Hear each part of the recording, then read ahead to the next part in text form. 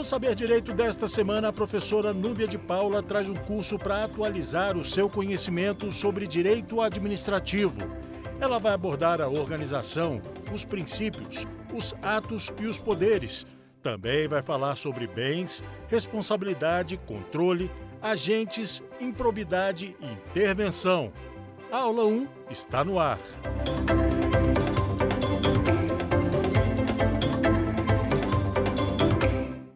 Seja muito bem-vindo, muito bem-vinda a mais uma aula do Saber Direito da TV Justiça. É um prazer enorme estar aqui com você. Eu me chamo Núbia de Paula, sou doutora em Direito, professora de Direito Administrativo para concursos públicos, sou advogada e nós estaremos juntos para discutir os principais temas mais atuais e relevantes dentro dessa disciplina que é o Direito Administrativo. E nós vamos iniciar essa nossa primeira aula discutindo sobre 3 paradigmas que confundem muitos alunos. O Estado, o governo e a administração pública. Seriam expressões sinônimas? Seriam a mesma coisa? Já lhe digo que não são expressões sinônimas, embora eles sejam dependentes uns dos outros. O governo precisa do Estado, que precisa da administração pública. Então vamos começar pela acepção Estado. Estado é o ente personificado, previsto na Constituição, e há uma personificação porque ele precisa de autonomia para realizar os negócios internos e externos, representar o Brasil internamente, representar o Brasil externamente, a exemplo dos tratados e convenções internacionais. O Estado, ele é formado por 3 poderes, que a Constituição coloca como independentes e harmônicos entre si, que são o Executivo, o Legislativo e o Judiciário. Esses poderes, eles são criados, eles são pensados para exercerem funções típicas. Legislativo, legislar. Executivo, executar as leis que são implementadas pelo Legislativo. E o Judiciário, julgar. Só que nós sabemos que como a nossa sociedade ela é fluida e tem necessidades muitas vezes não previstas na legislação, que é sempre incompleta, esses poderes precisam exercer funções atípicas. E o que seriam essas funções atípicas? São funções que eles passam a exercer pela necessidade de implementar uma efetividade, as quais não estava previsto no momento da sua criação. Então, quando eu tenho o Judiciário implementando através dos tribunais, Supremo Tribunal Federal, STJ, súmulas vinculantes, eu tenho aí o Judiciário na sua função atípica de uma função de legislar. Se eu tenho uma medida provisória que é implementada pelo Poder Executivo, eu tenho uma função atípica exercida pelo Executivo, uma vez que o Executivo não foi originariamente criado para legislar. Perceba que essas funções atípicas, elas não são tidas como usurpação de poderes. E por que não? Porque essas funções atípicas são exercidas dentro de um limite para atender a coletividade dentro de um interesse público e ali bem delimitado. Visto então o que é o Estado, quais são os poderes que integram esse Estado, é muito importante também entendermos os elementos que integram esse Estado. Ou seja, quando eu tenho um Estado que é a casca, que é o corpo, o que está dentro desse Estado? Eu tenho dentro desse Estado um povo, eu tenho dentro desse Estado uma forma de governo e eu tenho dentro desse Estado um território pelo qual esse governo é exercido. Então, a gente pode imaginar um círculo maior, que é o território, esse território representado pelo Estado brasileiro, e dentro do Estado brasileiro nós temos uma forma de governo, políticas, implementações sociais, econômicas que são desenvolvidas em prol daquele povo e externamente para que aquele território, aquele povo, ele funcione democraticamente. Agora vamos falar do governo. O governo nada mais é do que a atividade discricionária exercida por aquele representante do Estado. E aí eu tenho a forma de governo municipal, estadual, federal. Eu tenho as formas de governo que são as políticas e tarefas político-governamentais que são exercidas dentro e para aquele Estado.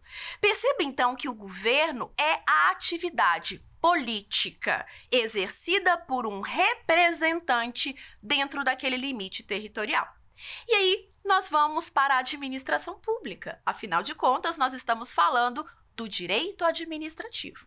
E a administração pública, que não é Estado, que não é governo, ela pode ser vista sobre duas acepções. Como assim, Núbia, duas acepções? Eu tenho uma dupla interpretação do que é administração. A administração, ela pode ser tanto o lugar, as pessoas, quanto o que pode ser o que é feito por aquelas pessoas dentro daquele lugar. Nossa, Núbia, não compreendi. Você vai compreender quando eu disser para você um mnemônico, que funciona muito bem, para que você possa memorizar se vier cobrando aí na sua vida, na sua prova, que é o mnemônico SUFOR. S-U-F-O-R. A administração pública no aspecto subjetivo, S-U. F, formal, OR, orgânico, vai representar, perceba, subjetivo vem de sujeitos, os sujeitos que exercem a administração pública. E quais são esses sujeitos? Esses sujeitos são os agentes públicos, esses sujeitos são as entidades que integram a administração pública, uma autarquia, uma fundação, uma sociedade de economia mista, a própria União, o Estado, o município. Então perceba que os sujeitos, eles podem ser tanto as pessoas físicas, as pessoas jurídicas e principalmente os órgãos públicos, as secretarias, os ministérios, aqueles departamentos que integram a administração pública. Então, SUFOR, subjetivo, formal ou orgânico, que são expressões sinônimas, qualquer uma delas pode vir na sua prova, significa os sujeitos que exercem a administração pública. Só que eu tenho uma outra acepção. Lembrem-se que eu disse que são duas. E aí vem um outro mnemônico. FUMO. F-U-M-O. No aspecto funcional, F-U. M de material. O de orgânico. Perceba, F-U. Função. É a função administrativa que é exercida por aqueles sujeitos, que é exercida pelo agente público, pela secretaria, pelo ministério, pela autarquia e pela União. Então perceba que a administração pode representar tanto os sujeitos quanto a função que é exercida por esses sujeitos. Então eu digo que no aspecto subjetivo, formal ou orgânico, a administração são sujeitos. No aspecto funcional, material e objetivo, a administração é a função administrativa. Núbia, interessante você dizer isso porque eu já fiz algumas questões de prova e nessas questões de prova aparece lá para mim. A administração pública no aspecto funcional amplo, funcional restrito. E aí, Núbia, pegou. O que eu faço então? Não tem mistério. Não tem mistério por quê? Porque a prova, a banca quer saber de você a função no aspecto apenas do executivo ou a função no aspecto também político. E eu vou te dar aqui uma dica de ouro que você nunca mais vai esquecer. Quando eu falo da função no aspecto restrito, eu estou apenas referindo à função de administrar. Vem comigo. Você acha que um prefeito, um governador, ele exerce só a função administrativa? Tarefas burocráticas? Ou ele também governa? Ele também governa. Então, ele exerce uma função administrativa no seu aspecto amplo.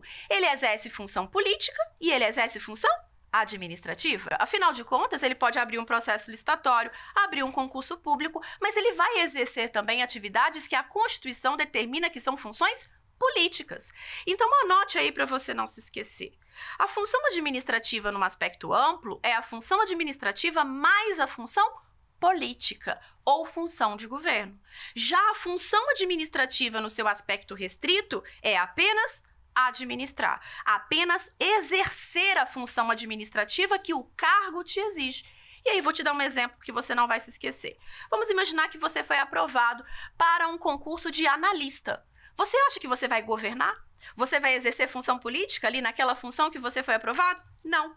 Por quê? Porque a função descrita ali no edital e que você vai exercer todos os dias, ela é uma função meramente executiva, uma função meramente administrativa com as funções atribuídas.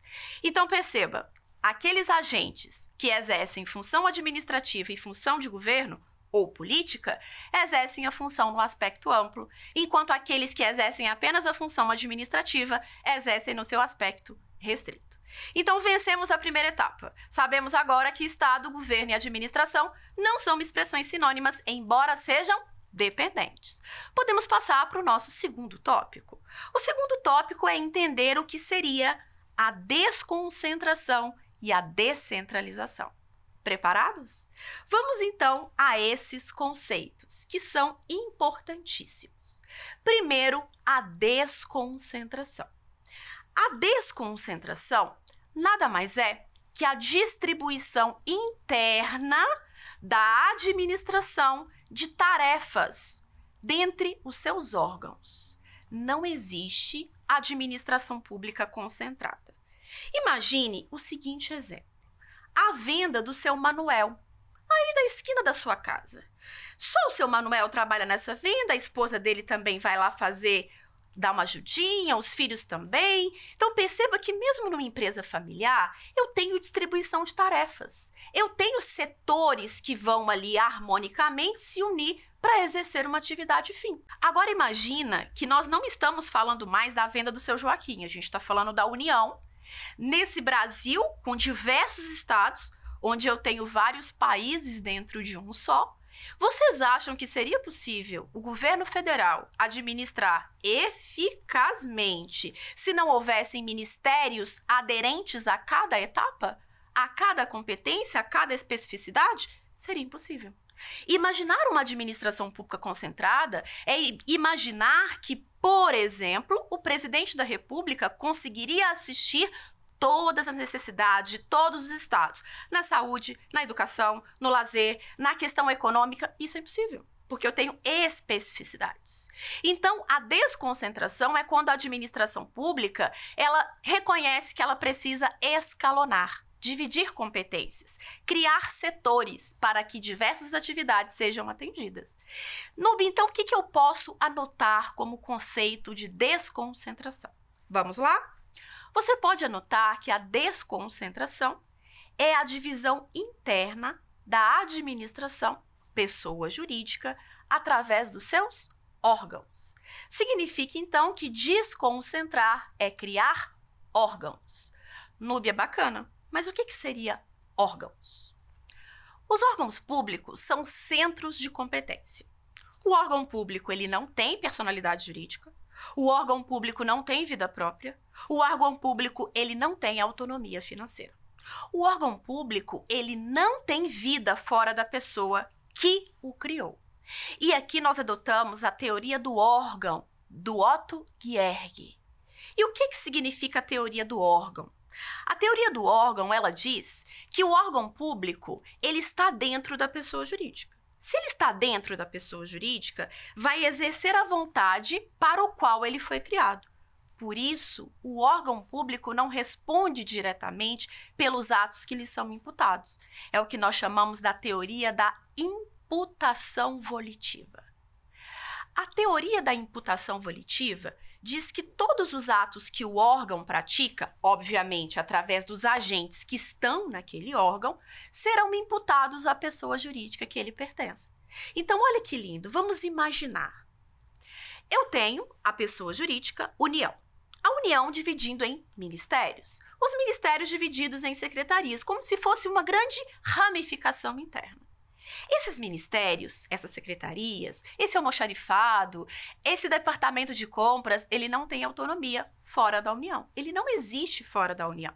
E por que o Otto Gierge coloca como teoria do órgão? É o órgão humano. É como se fosse um corpo humano. Ele faz esse paralelismo. E aí eu vou te dar um exemplo que pode parecer bobo no início, mas você vai entender. Vamos imaginar que eu chegue em Mariazinha e digo, Mariazinha, dei um tapa nela. Como assim, Núbia? Você me deu um tapa? gratuitamente? Não, Mariazinha, não fui eu. Foi a minha mão que te deu um tapa. Então, por favor, processe a minha mão, acione a minha mão, porque não fui eu, foi ela. Vocês acham, então, que o órgão ele tem essa autonomia? Tem essa vida própria, essa vontade própria? Por isso que todos os atos que o órgão público pratica é imputado à pessoa jurídica. Assim como todos os atos que o ser humano pratica, independente se foi um chute, se foi um tapa, independente ali daquele ato ser considerado um ato ilícito do direito penal, do direito civil, mas se causou dano, ele vai ter que se responsabilizar por ele. Esse paralelismo é muito importante para que você entenda que 4 características principais de um órgão público.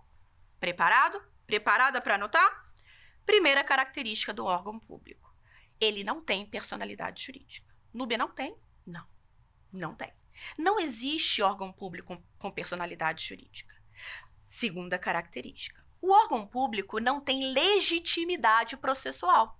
Significa que o órgão público ele não pode estar em juízo. Não pode. Núbia, mas e o Ministério Público? O PROCON, eles são órgãos. E por que o PROCON pode demandar e por que ele tem essa legitimidade processual? Contar para vocês. Dentro dessa regra de que o órgão público não tem capacidade postulatória, não pode estar em juízo, nós temos 2 exceções. Primeira exceção é quando o órgão ele for um órgão de cúpula. Ele for um órgão que está lá no topo da hierarquia funcional. Ministério Público, ele é um órgão de cúpula.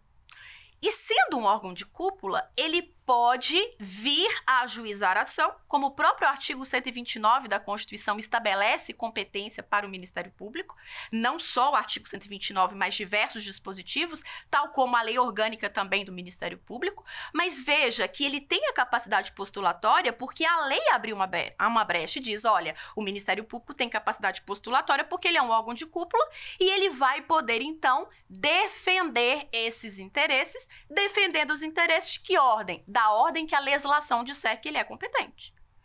Núbia, significa então que o Ministério Público, o PROCON, eles vão poder propor ações dentro dos limites da lei. Exatamente. Quando que o Ministério Público pode atuar? A lei vai dizer. Quando que o PROCON pode atuar? A lei vai dizer. Então perceba que o Ministério Público, o PROCON, a Assembleia Legislativa do seu estado, ela tem capacidade postulatória porque a lei disse que ela tem. Simplesmente isso. Significa que o Ministério Público tem CNPJ? Não. A Assembleia Legislativa tem CNPJ? Não. Eles não têm personalidade jurídica e nunca terão. Eles têm apenas capacidade postulatória, porque a lei disse que é isso. Mas lembre-se que eu falei que eram 2 exceções. E a segunda exceção entra aqui dentro também do órgão de cúpula, só que quando ele defende interesses institucionais. Exemplo disso a Câmara de Vereadores. A Câmara de Vereadores é um órgão de cúpula. Perceba que dentro do Legislativo Municipal, a Câmara de Vereadores está no topo, um órgão de cúpula. Só que o órgão de cúpula só pode defender os interesses institucionais. Olha que diferença. No caso do Ministério Público, da Defensoria Pública, do PROCON, da Assembleia Legislativa, a lei estabelece a competência. Então, a lei diz que eles são competentes. Já o órgão de cúpula, aqui, Câmara de Vereadores, só pode pleitear ação no seu interesse institucional. Núbia, me dá um exemplo? Perfeitamente. Existe o que nós chamamos de duodécimos. É uma parte que o Executivo tem que transferir para o Legislativo. Vamos imaginar que o Executivo não transferiu esse duodécimo. A Câmara de Vereadores, através do presidente da Câmara dos Vereadores, está lá, possesso, revoltes, e fala, peraí, cadê executivo? O duodécimo que você não passou, a Constituição estabelece. E aí, a Câmara de Vereadores tem legitimidade para pleitear essa ação, para estar no polo ativo da ação em face ao executivo? Está. Por que que está? Porque ela é um órgão de cúpula e, segundo, porque os requisitos são cumulativos, está defendendo o interesse institucional. Agora, pense comigo. Será que a Câmara de Vereadores teria capacidade postulatória para propor uma ação porque está havendo um assoreamento de rio? Porque está havendo uma poluição ambiental? Porque está havendo ali uma falta de mobilidade urbana? Não pode. Por quê? Porque não é o seu interesse institucional. Perceba, então, que eu estou dentro das características dos órgãos públicos. E eu já disse, vamos recapitular. Disse que o órgão público não tem personalidade jurídica, ele não tem capacidade postulatória e ele, perceba, não pode ser parte em contrato. Por quê? Para ser parte em contrato, o próprio Código Civil diz que eu preciso ser pessoa. Se o órgão não é pessoa, logo ele não pode ser parte dentro de um contrato, ele não pode firmar contrato. Núbia, mas eu já estou esperando que tenha uma exceção. Claro que tem uma exceção, porque no direito a gente trabalha com exceções. Existe um único contrato que qualquer órgão pode realizar. Ele se chama contrato de gestão e ele está previsto no artigo 37, parágrafo 8º da Constituição. Esse contrato de gestão, ele tem um caráter endógeno, ele é feito entre a pessoa jurídica e o órgão. O órgão vai celebrar esse contrato de gestão com a pessoa jurídica que o instituiu. Núbia, qual o interesse que esse órgão teria de celebrar esse contrato com essa pessoa jurídica? Te conto. O interesse do contrato de gestão é que, perceba, a administração, a pessoa jurídica, vai colocar metas de desempenho, fomentando. Vou te dar um exemplo aqui. Vamos imaginar que a Secretaria de Saúde, ela precisa desenvolver uma política para combate a uma endemia. Exemplo, dengue. E aí o município fala, olha, secretaria, me mostra aqui uma meta de desempenho, como que a gente vai atuar para acabar com essa arbovirose, para acabar com essa endemia, para a gente proteger a população. A secretaria desenvolve um projeto muito bacana, a pessoa jurídica município diz, olha, se você então conseguir implementar, eu vou te dar aí um suporte financeiro maior para você desempenhar essa atividade, por exemplo, em comunidades carentes, em comunidades periféricas e semiperiféricas. E aí nós temos estabelecido uma meta de desempenho. E aí nós temos um contrato de gestão. Perceba então que até agora nós falamos 3 características. Não tem personalidade jurídica, não tem capacidade postulatória e não pode ser parte no contrato. Última característica importante dos órgãos públicos. O órgão público, ele não tem patrimônio próprio. Ele não tem patrimônio próprio porque o patrimônio do órgão público é da pessoa jurídica que o instituiu. Independente se o órgão público ele é independente, autônomo, superior ou subalterno, e perceba por que eu comecei lá em cima. Porque é uma hierarquia, é como se fosse uma pirâmide. Eu tenho o órgão independente, acima do órgão autônomo, autônomo acima do órgão superior e o superior acima do órgão subalterno. É uma hierarquia. E aí você pode anotar no seu material dizendo que não existe órgão público que não seja subordinado.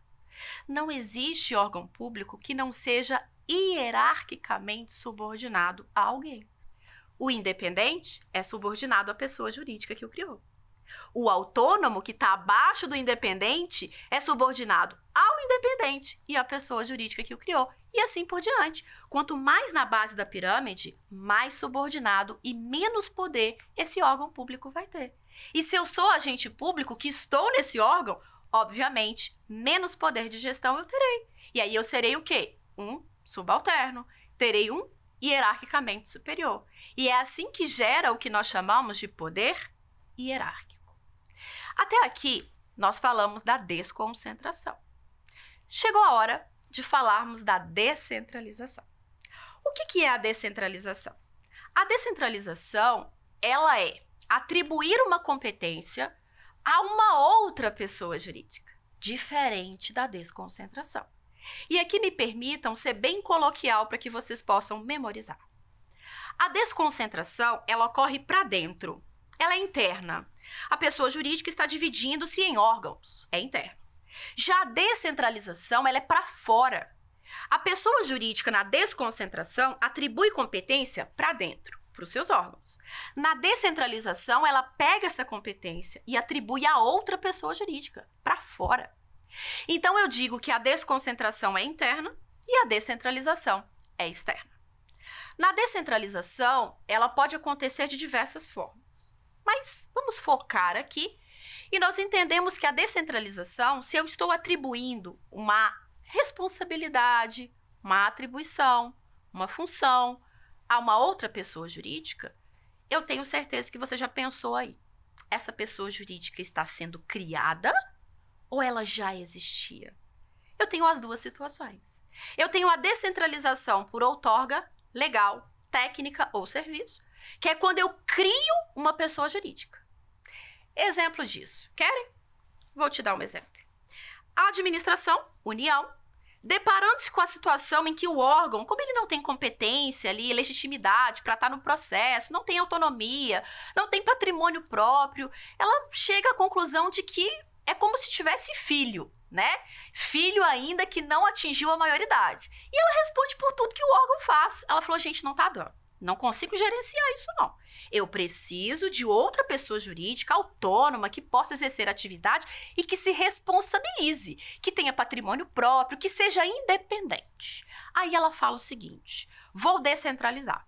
Ela vai e cria a FASE. O que é a FASE? FASE é um mnemônico para os entes que integram a administração indireta. A União vai lá e cria uma fundação. Cria uma autarquia, cria uma sociedade de economia mista, cria uma empresa pública. Então, perceba, F de fundação, A de autarquia, S de sociedade de economia mista e E de empresa pública. FASE. Então, quando há a criação da FASE, nós estamos diante de uma descentralização técnica, por serviço, outorga ou legal, que são expressões sinônimas. A descentralização feita através da criação de uma pessoa jurídica nova, é necessário e todas essas pessoas que são criadas, elas integram a administração indireta. Nubia, mas você disse que tem outra forma de descentralização. Sim. A outra forma de descentralização é o que nós chamamos de descentralização por delegação. É o que nós vamos ver em serviços públicos. O que é a descentralização por delegação? A administração se depara com a seguinte situação. Olha, eu já tenho fundações, já tenho autarquia, sociedade de economia mista e empresa pública. Elas desenvolvem tudo bonitinho. Mas eu gostaria de trazer a iniciativa privada para trabalhar junto comigo, porque eu acho que vai dar muito certo. Eu quero delegar contratos administrativos, construção de vias, eu quero administrar pedágios, mas eu não quero que as minhas pessoas façam isso. Eu quero delegar para a iniciativa privada. Afinal de contas, elas têm dinheiro, tem pessoal, tem know-how, que é o conhecimento, eu não precisaria desenvolver tudo isso, eu gastaria muito menos. Aí a administração pensa, quer saber? Vou fazer uma licitação e vou celebrar um contrato administrativo. Quando ela celebra uma licitação e a empresa Sol Nascente Limitada vence a licitação, assina o contrato administrativo e ela delega a atividade, por exemplo, de construção de uma via com exploração de um pedágio, nós estamos diante de uma delegação. Eu estou descentralizando por delegação. Eu estou pegando uma atribuição que eu exerceria e estou dando a uma outra pessoa jurídica para exercer. Só que essa pessoa jurídica não foi criada por mim. Ela já existia. E aqui eu vou te dar o pulo do gato. Uma dica. E qual que é a dica? A dica é você entender o seguinte. A descentralização técnica, legal, por outorga ou serviço, há sempre a criação de uma pessoa jurídica nova. E essas pessoas ou são fundações, autarquia, sociedade de economia mista ou empresa pública. Já a descentralização por delegação, não há criação de uma pessoa jurídica nova. A empresa Sol Nascente Limitada já existia e ela se interessou em celebrar um contrato administrativo com a administração. Ao celebrar esse contrato, ocorre a descentralização por delegação. E são as figuras que nós vamos estudar lá na Lei 8987 de 95, que é a Lei de Serviço Público, a Lei 11.079 de 2004, que é a Lei das PPPs, que é uma forma de parceria público-privada. Então, são as formas que a administração delega o serviço a um particular. Então, vamos recapitular até aqui. Até aqui, nós vimos que a desconcentração é interna à criação de órgãos e não existe administração pública concentrada. Toda administração é desconcentrada. Toda administração tem órgão. Já a descentralização é quando eu pego uma atribuição e entrego a uma outra pessoa jurídica. Essa pessoa jurídica já pode existir, nós estamos diante de uma descentralização por delegação, ou essa pessoa jurídica é uma pessoa jurídica nova, e aí nós temos a criação da administração pública indireta através do mnemônico FASE: fundações, autarquias, sociedade de economia mista e empresas públicas. Bacana até aqui? Só que a gente precisa entender um pouquinho mais. Núbia, nós já vimos o que é órgão público. Já tem umas características anotadas. Quero entender um pouquinho mais sobre essas entidades que integram a administração pública indireta. Por que a gente fala indireta? Vou explicar para você. A administração pública é dividida em direta e indireta. Diretas são os entes federativos: União, Estado, Distrito Federal e municípios.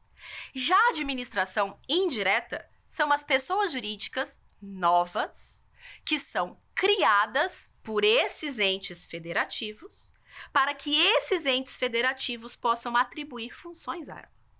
Ah, Núbia, isso é uma descentralização técnica, legal, por serviço ou outorga. Muito bem, isso. O que seria, então, essas entidades? Elas têm 4 características comuns, tá?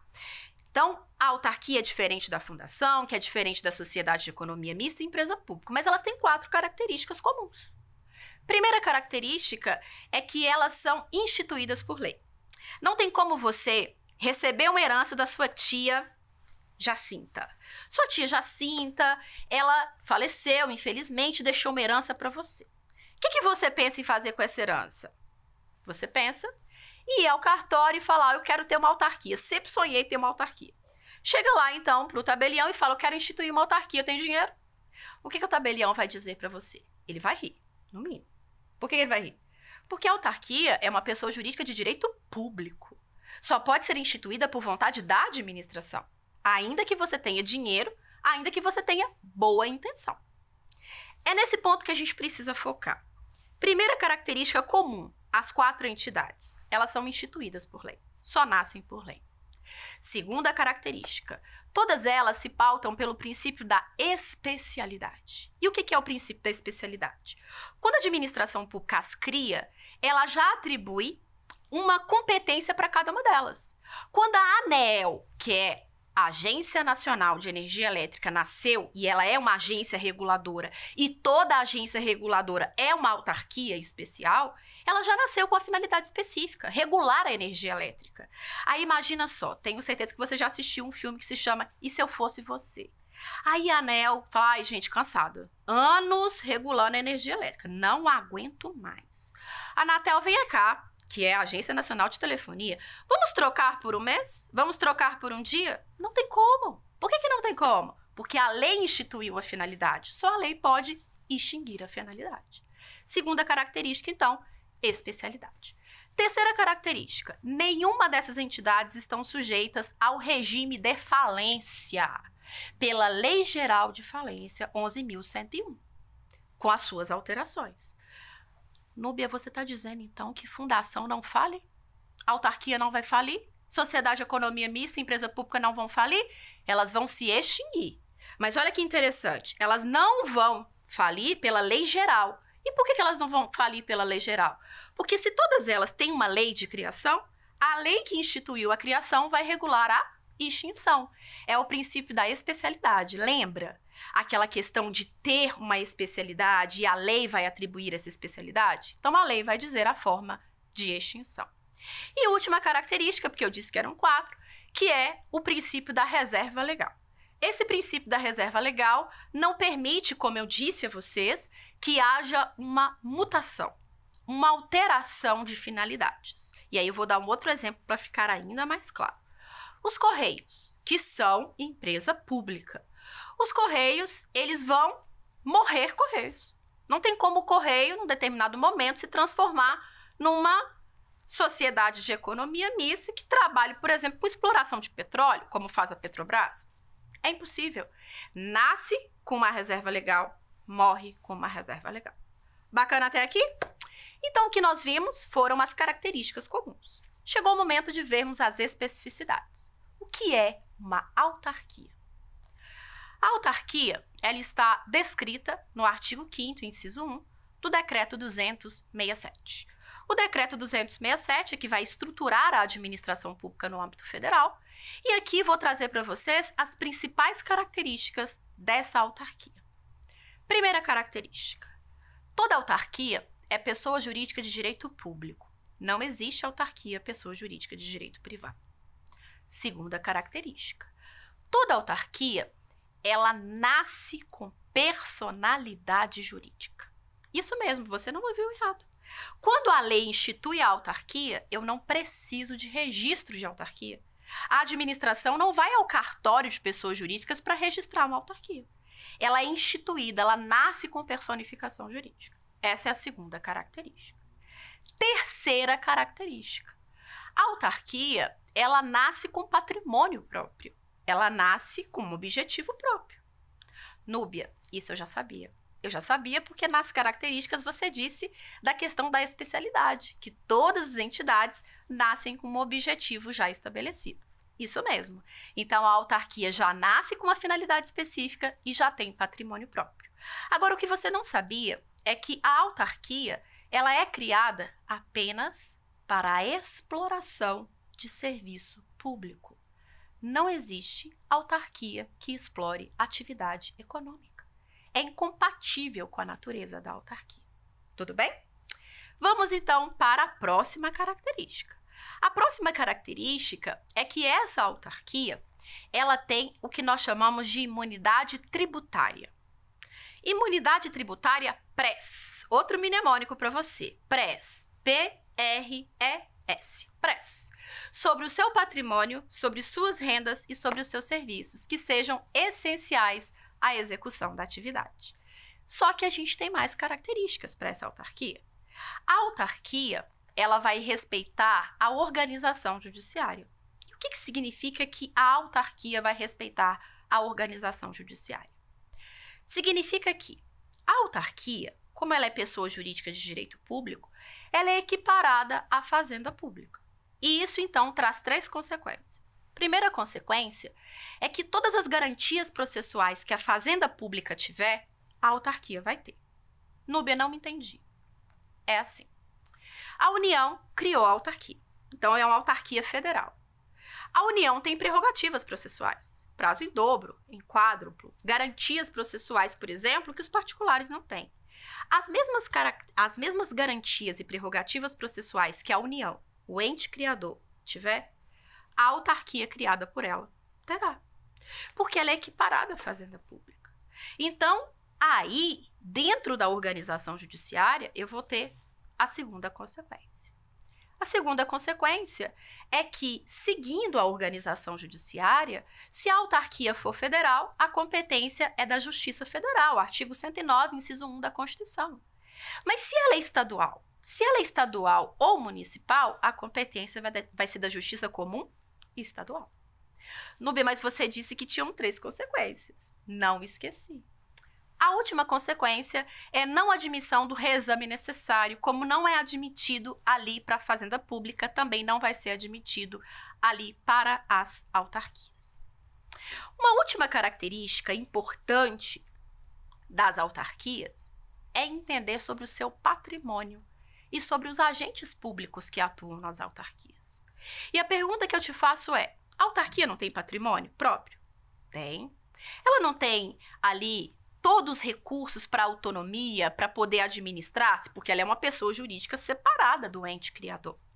Se ela tem um patrimônio próprio, os bens das autarquias, eles são públicos ou eles são privados? Vou te contar um segredo. Não tem como errar. Como que eu faço para saber se um bem é público ou se ele é privado? Nós adotamos o critério da titularidade dos bens. O artigo 98 do Código Civil estabelece que os bens públicos são aqueles que pertencem às pessoas jurídicas de direito público. E privados serão aqueles que pertencem às pessoas jurídicas de direito privado. Simples assim. O critério não é da utilidade. Quem está utilizando o bem? O critério é da titularidade. De quem é o bem? E se eu digo para você que a autarquia é pessoa jurídica de direito público, logo, pelo artigo 98 do Código Civil, os bens serão públicos. Núbia, Qual a vantagem dos bens serem considerados públicos? A vantagem é que os bens públicos, eles têm um regime jurídico próprio. Eles têm prerrogativas, garantias que os bens privados não têm. Eles, em regra, são impenhoráveis, inalienáveis, condicionadamente. Eles são imprescritíveis. Eles são não oneráveis, segundo o artigo 1420 do Código Civil. Significa que eles não podem ser objeto de penhora, de garantia. E aí, perceba que é uma proteção. E eu tenho certeza que você está se perguntando, por que essa proteção? A proteção ao bem público é para que ele possa servir ao interesse público. A autarquia não presta serviço público? Ao ter bem público e ele ser protegido, eu estou dizendo que esse bem não pode ser objeto de penhora, que ele não pode ser objeto de uso capião, porque talvez se eu tirá-lo ali do uso, eu vou violar a utilidade da população. Se eu permitir, por exemplo, que um determinado bem ele possa ser constrito para pagar uma dívida, eu vou deixar que milhares de pessoas possam utilizar esse bem. E isso fere frontalmente o interesse público. Então, os bens das autarquias são públicos. E os agentes que atuam nas autarquias? Os agentes que atuam nas autarquias têm um regime jurídico único, segundo o artigo 39 da Constituição. Eles são servidores públicos e, em regra, eles serão estatutários. No âmbito federal, vamos seguir a Lei 8.112 de 90 e, portanto, terão lá as prerrogativas ali estabelecidas. Então, os agentes que atuam nas autarquias, eles, em regra, serão estatutários e, portanto, chamados de servidores públicos.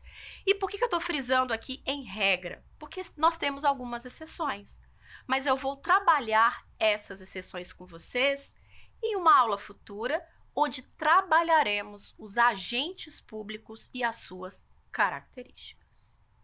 Visto isso, terminamos as características das autarquias. Autarquia, então, pessoa jurídica de direito público, instituída por lei, nasce com personalidade jurídica. Vamos, então, à sociedade de economia mista e à empresa pública. A sociedade de economia mista e a empresa pública, elas são consideradas empresas estatais. Então, imagine um círculo grande. Dentro desse círculo, eu tenho a sociedade de economia mista e a empresa pública. Gênero, empresas estatais. Dentro das empresas estatais, eu tenho as duas figuras.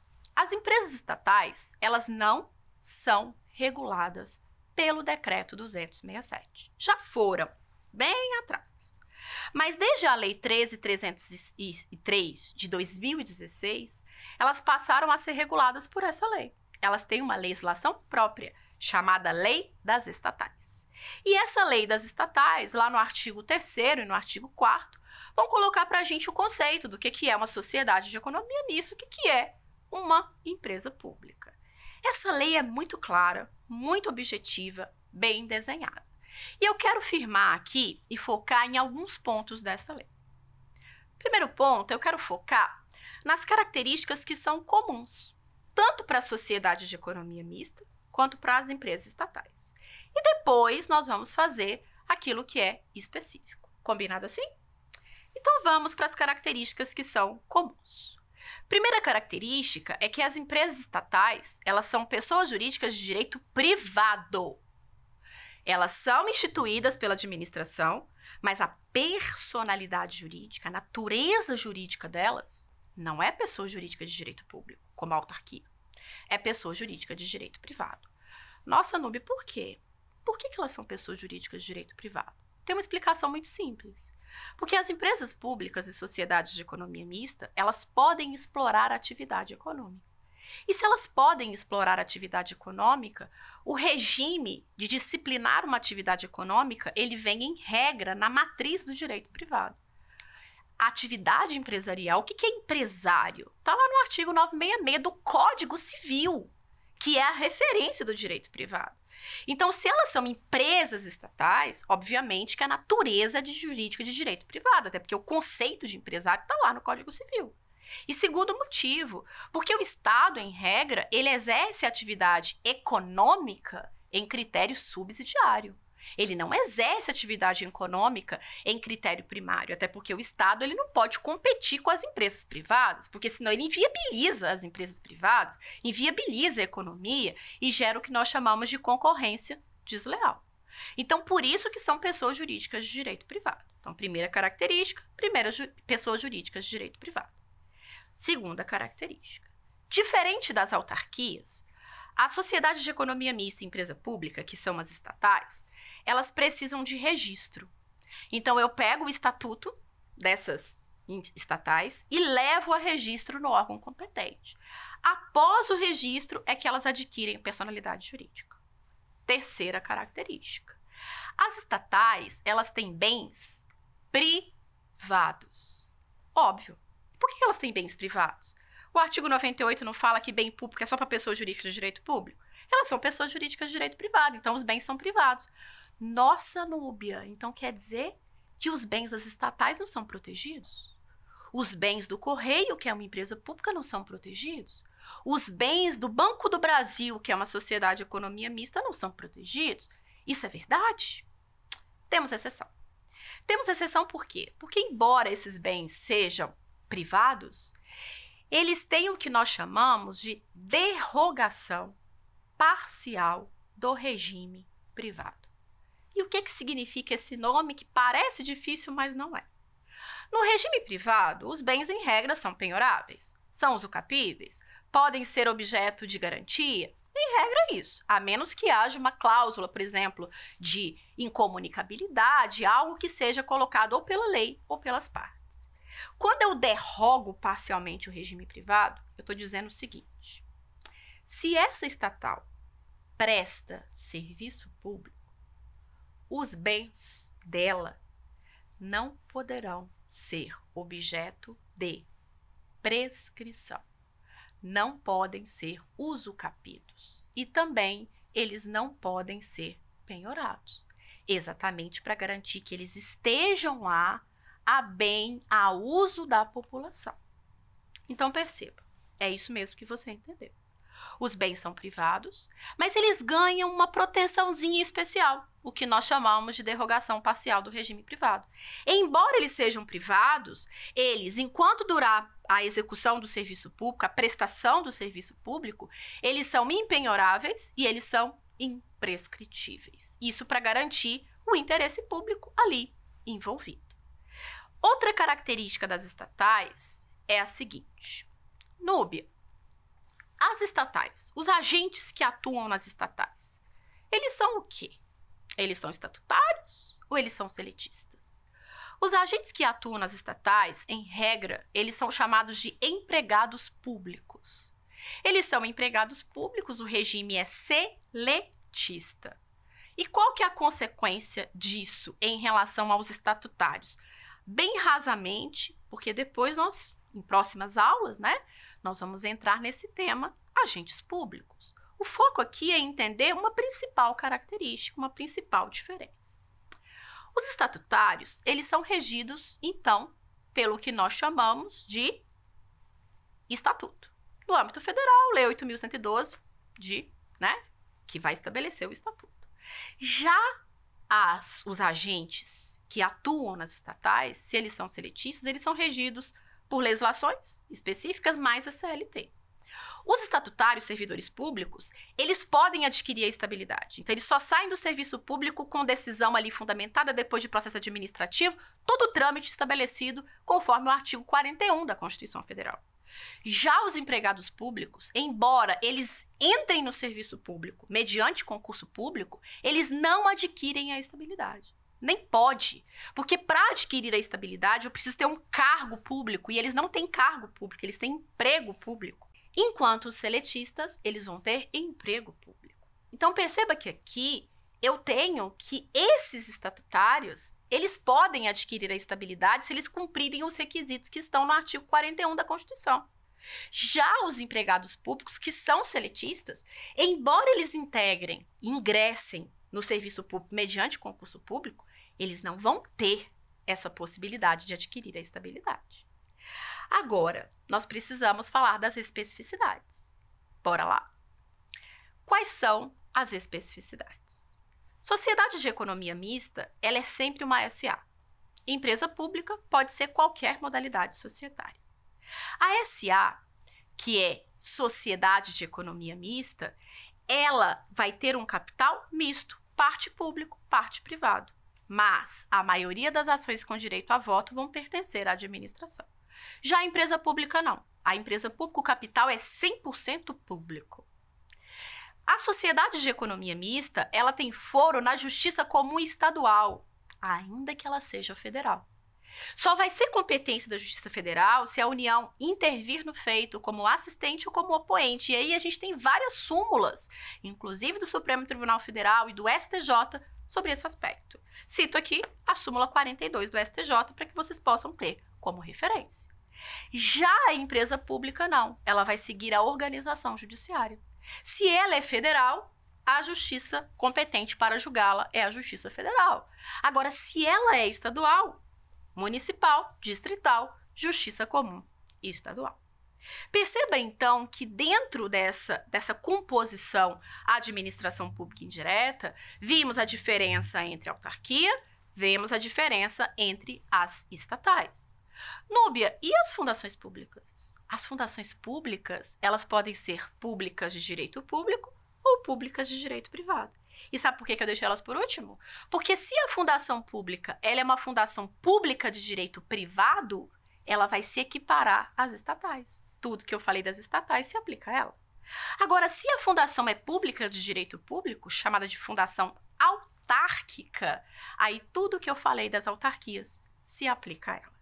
Então, é muito importante você entender isso. Fundação pode ser pública de direito público ou pública de direito privado. E aí eu vou ter as equiparações. Nessa aula, vimos então sobre a diferença de Estado, governo e administração, vimos a diferença de desconcentração e descentralização e também vimos as especificidades dos entes que integram a administração pública indireta. A teoria é bem interessante, bem completa, mas sem dúvida a prática também é muito interessante. E é isso que nós vamos fazer no nosso quiz.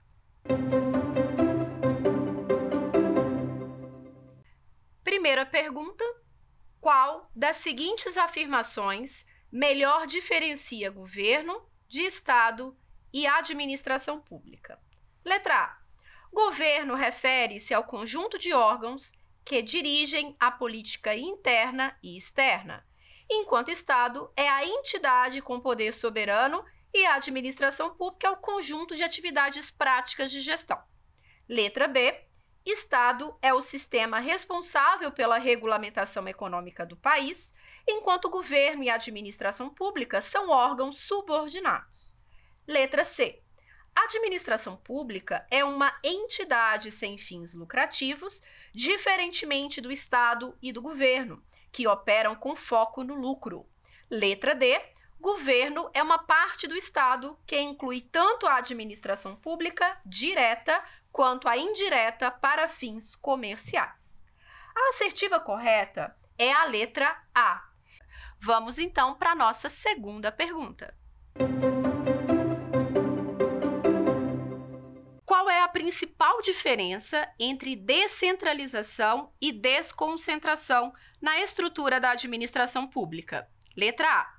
Descentralização é a transferência de autoridade de decisão para níveis inferiores dentro da mesma entidade, enquanto desconcentração envolve a transferência para entidades autônomas. Letra B. Desconcentração refere-se à distribuição interna de competências dentro da mesma entidade, enquanto descentralização envolve transferir competências para outras entidades. Letra C. Descentralização ocorre apenas verticalmente, enquanto a desconcentração pode ser horizontal ou vertical. Letra D. Desconcentração é a criação de novas entidades administrativas, enquanto a descentralização é apenas sobre transferir tarefas existentes. Sem dúvida, a assertiva correta é a letra B. Perceba que essa questão ela tenta confundir você do conceito de desconcentração, que é algo interno e, portanto, vertical, de cima para baixo, da pessoa jurídica para os seus órgãos, com descentralização, que tem a conotação de ser horizontal, pessoas jurídicas diferentes. Vamos então para a nossa terceira pergunta. Qual das seguintes entidades é considerada uma entidade paraestatal dentro da estrutura da administração pública? Letra A, ministérios. Letra B, autarquias. Letra C, empresas privadas que prestam serviço público mediante contrato de concessão. Letra D, fundações públicas. Sem dúvida, a assertiva correta é a letra C. E essa letra C, ela pode parecer inicialmente para você que ela está errada. Afinal de contas, você pode pensar, mas as empresas privadas que prestam serviço mediante contrato ali de concessão, você não disse, Núbia, que é uma forma de descentralização por delegação? Não é quando a administração pega uma atividade, passa para outra pessoa jurídica que já existe e essa pessoa jurídica passa a prestar essa atividade? Perfeitamente. É uma forma de descentralização. Mas em momento algum eu disse que essa empresa passa a integrar a administração pública. A entidade paraestatal é tudo que está fora do Estado. Quem está fora do Estado não é o ente federativo, que são a União, Estado, Federal e Município, e não é a fase, fundações, autarquias, sociedade de economia mista e empresa pública. Dentro desse universo paraestatal, eu tenho as entidades que celebram contrato com a administração por concessão e eu tenho as entidades do terceiro setor. É isso que você não pode confundir. Repetindo, toda entidade do terceiro setor é uma entidade paraestatal, mas nem toda entidade paraestatal é uma entidade do terceiro setor. Permaneço à disposição de vocês, caso vocês queiram entrar em contato comigo, será um prazer recebê-los nas minhas redes sociais. Meu Instagram é professora Núbia de Paula, @professora Núbia de Paula. Vai ser um prazer me comunicar com você, tirar suas dúvidas e continuarmos aqui o aprofundamento desse conteúdo através das redes sociais. Quer dar alguma sugestão de tema para os cursos do Saber Direito? Então mande um e-mail para a gente, saberdireito@stf.jus.br. Você também pode estudar pela internet. Acesse o nosso site radioetvjustiça.jus.br ou pode rever as aulas no canal do YouTube, @Rádio e TV Justiça.